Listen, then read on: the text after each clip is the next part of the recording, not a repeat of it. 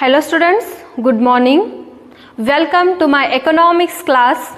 Already we have completed the first chapter, that is Introduction to Microeconomics from your first part, and now we will study a very interesting and most important chapter of this part, that is Theory of Consumer Behavior.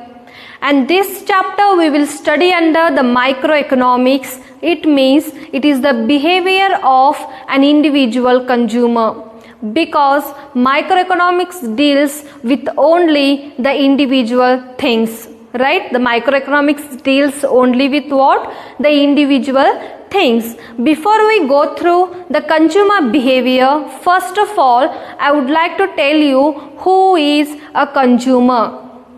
Who is a consumer? Here two things you should have to keep in your mind. One is buyer and consumer. Now tell me, is there any difference between buyer and consumer?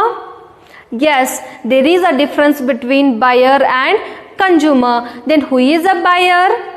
Here buyer is a person who buys goods and services from a seller. Here buyer is a person who buys goods and services from a seller.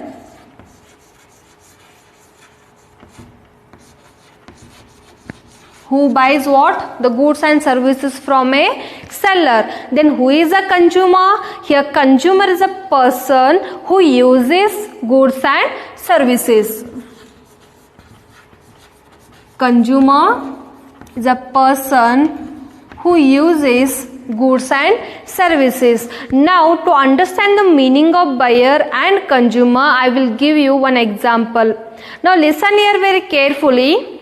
If you are going to buy a gift on your friend's birthday, you are going to buy or purchase a gift on your friend's birthday, and you will present that gift to your friend. You will present that gift to your friend. Then who will become the user of that gift or user of that good? Your friend will become the user of that good. Then who will be the buyer here? You will be the buyer of that gift, or you will be the buyer of that good. Okay, this is the difference between buyer and consumer. On the other hand, if you are going to purchase some goods for your personal use, you are going to purchase some goods for your personal use, then you may be a consumer. Then you may be a consumer. Now listen here, the buyer may be a consumer, but consumer may not be a buyer, just like your friend. Okay, here buyer may be a consumer, but consumer may not be a buyer. This is the difference between buyer and consumer. Then who is a buyer? Who buys goods and services, he is called a buyer. And who is a consumer? Who uses the goods and services. And now in this chapter we are studying the behavior of a consumer. We are studying what? The behavior of a consumer. Then who is a consumer here? Who uses goods and services. Yes, understood now? Now this chapter covers some important topics. Those are, look at these topics here. The first one is utility, the consumer's budget, optimal choice of the consumer, demand, the market demand, and elasticity of demand. Before we go through these points, first of all, I would like to tell you one important point regarding this chapter. Okay, let's see that important point here. Here the point is, that is assumption. Means this chapter is built on certain assumptions. Okay, now the principal assumption upon which the theory of consumer behavior and demand is built. Okay, which one is that assumption? We will see here. How a consumer attempts to allocate his or her limited money income to purchase different goods and services so as to maximize his or her utility. Means here each and every consumer will do or struggle to satisfy their unlimited wants with limited money income. Yes, then this assumptions what it will tells how a consumer will struggle to allocate his limited money income to purchase different goods and services to maximize his utility. Here utility means what? The satisfaction. Each and every consumer struggle for what? To satisfy their wants with the maximum satisfaction. With maximum satisfaction. This is the assumption. On this assumption, the consumer behavior chapter is built in. Okay, now we will start the first and very important topic of this chapter is utility. Okay, now what is utility? Now look at the meaning of utility here. It is the power or capacity of a commodity to satisfy human wants.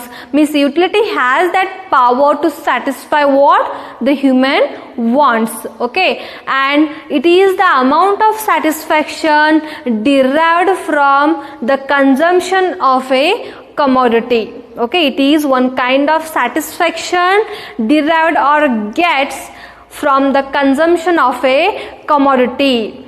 Okay, that power has that commodity. Okay, that power has what here? The commodity has that power to satisfy the human wants, or you may also call it as want satisfying capacity of a commodity is called utility. Want satisfying capacity of a commodity is called what here? Utility. Here utility is measured. Okay, here measurement unit is utils. Utility is measured under utils. Now useful for understanding the demand side of the market.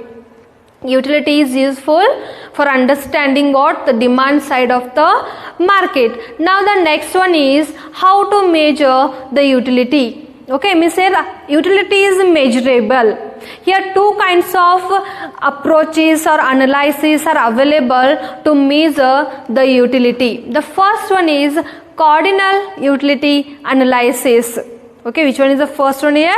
Cardinal utility analysis. According to this analysis, utility can be measured. Utility can be measured in numbers. Utility can be measured in numbers. Look at the points here. This analysis or this approach is developed by Alfred Marshall. Okay, cardinal utility analysis is developed by whom? Alfred Marshall, and it is also known as utility approach. Okay, cardinal utility analysis is also known as utility approach, and utility is measurable in cardinal sense. Under cardinal utility analysis, utility is measurable in a cardinal sense. It assumes that, okay, it means here the cardinal utility analysis assumes that we can assign values for utility. We can assign the values for utility like 1, 2, 3, 4, 5 and so on in cardinal numbers. Okay, means we can assign the values for our satisfaction level just like 1, 2, 3, 4, 5. Yes. Now here I will give you an example to understand the meaning of cardinal utility analysis. Okay, here the consumption for an apple may give you 50 utils, whereas an orange may give you only 40 utils. Means here the satisfaction level of apple as well as the orange is measured in utils.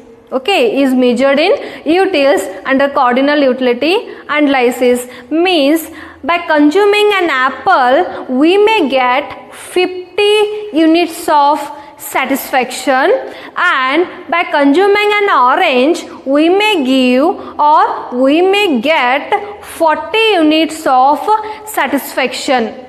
Yes, means here apple will satisfy you more than an orange. Yes, apple may give you more satisfaction than orange. Okay, this is what the cardinal utility approach or cardinal utility analysis. Now the next one is ordinal utility analysis. This ordinal utility analysis is just opposite of cardinal utility analysis. Under cardinal utility analysis, we can assign the values or we can measure the utility, but in the ordinal utility analysis we cannot assign the values or we cannot measure the utility. Okay, let's see the points here.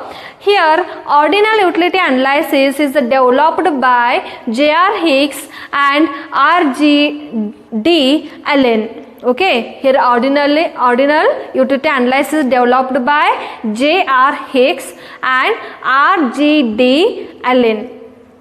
It is also called as indifference curve approach. Okay, ordinal utility analysis is also called as indifference curve approach. Utility is not measurable in an ordinary sense. Okay, but in cardinal sense utility can be measurable. Yes, but in ordinal utility analysis utility is not measurable. Now the next point is we cannot assign the values for utility. We cannot assign the values for utility under ordinal utility approach, but it can be compared.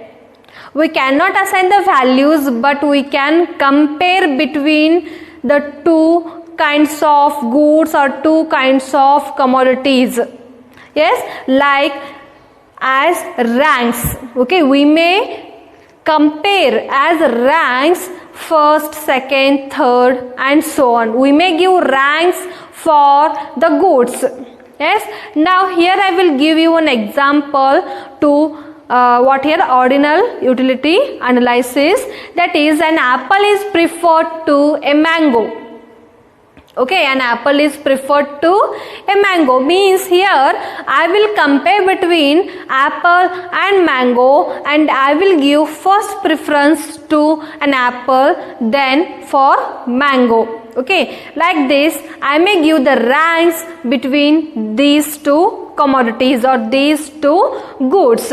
Okay, it means choice of one commodity over another commodity. Okay, means I will choose an apple over what? A mango. This is all about cardinal utility analysis and ordinal utility analysis. Like this we will measure the utility. Right, and now in the next class we will study some important concepts of utility. Thank you.